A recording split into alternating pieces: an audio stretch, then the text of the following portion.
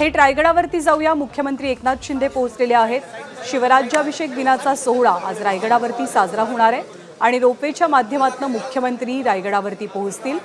उपमुख्यमंत्री अजित पवार आधीच दाखल झाले। सुनील तटकरे त्यांच्या सोबत आहेत। सुधीर मुनगंटीवार, मंत्री उदय सामंत यांची सुद्धा रायगडावरती हजेरी पाहायला मिळते। शिवराज्याभिषेक दिनाचा सोहळा त्याचा उत्साह आज राज्यभरामध्ये दिसून येतोय, पण अर्थातच तिथीनुसार पार पडणाऱ्या सोहळ्याचं मुख्य आकर्षण असतं रायगडावरती होणारा कार्यक्रम। शेकडोंच्या संख्येने शिवभक्त सुद्धा रायगडावरती दाखल झालेले आहेत। जेव्हा तारखेने शिवराज्याभिषेक दिन सोहळा संपन्न झाला तेव्हा संभाजीराजे छत्रपती यांच्या उपस्थितीत इथे प्रमुख कार्यक्रम संपन्न झालेला होता आणि आज तिथीनुसार सरकारच्या वतीने या कार्यक्रमाचं आयोजन करण्यात आलंय। मुख्यमंत्री रोपवेच्या माध्यमातून रायगडावरती पोहोचतील। शिवराज्याभिषेकाचा सोहळा अद्भुत आणि अद्वितीय असा सोहळा होता। गेल्या वर्षी 350 वर्ष शिवराज्याभिषेक दिन सोहळ्याचं होतं आणि त्या निमित्तानं विशेष कार्यक्रमांचंही आयोजन केलं गेलेलं होतं।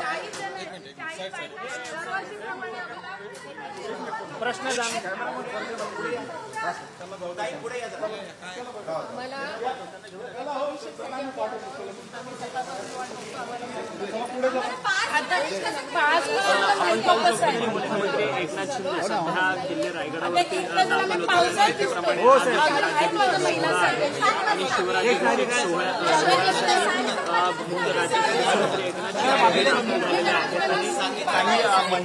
महिला होत्या ज्या रोपवेसाठी रांगेत होत्या आणि मी माया हिची बहीण आहे विभाग प्रमुखची।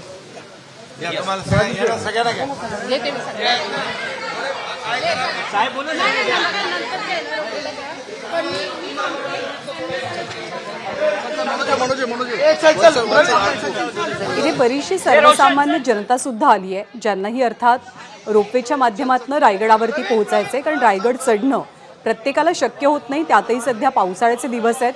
या सर्व महिलांनी एकत्रितपणे आपली समस्या मुख्यमंत्र्यांसमोर मांडली की त्यांची आज रोपवेनं प्रवास करताना नेमकी काय अडचण होते, कारण VIP मूव्हमेंट आहे, त्यामुळे अर्थातच राज्यातले नेते मंत्री यांना पहिल्यांदा प्राधान्य दिलं जात आहे।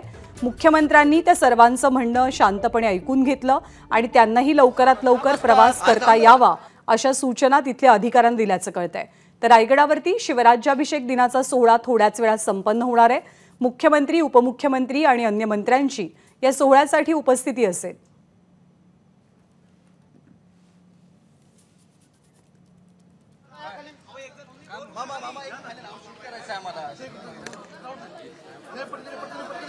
राज्याभिषेकाचा सोहळा अनेक अर्थांनी अद्वितीय आणि अविस्मरणीय सोहळा होता। शिवराय त्या दिवशी खऱ्या अर्थानं जनतेचे राजे बनले, छत्रपती बनले। शिवरायांचं नेतृत्व हे सर्वमान्य नेतृत्व होतं। शिवरायांनी संपूर्ण साम्राज्याला, सगळ्या प्रजेला एक दिशा दिली, चेतना निर्माण केली आणि आजही शिवराय ऊर्जास्थानी आहेत, प्रेरणास्थानी आहेत।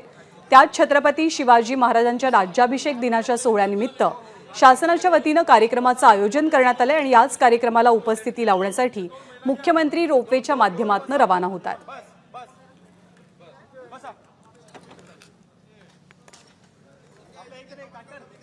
शिवरायांचा काळ नेमका कसा होता, त्या काळाची अनुभूती आज सर्वांना घेता यावी यासाठी राज्याच्या विविध भागात वेगवेगळ्या कार्यक्रमांचं आयोजन करण्यात आलंय।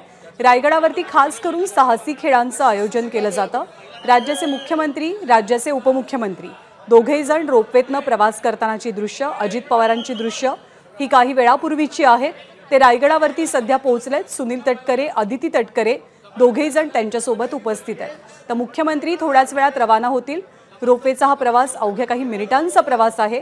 आज सकाळपासूनच पावसाची रिपरिप सुरू आहे, त्यामुळे शिवभक्त जे रायगड चढतायत, चढून जाणार आहेत, त्यांनी काळजी घ्यावी असं आवाहन केलं जात आहे।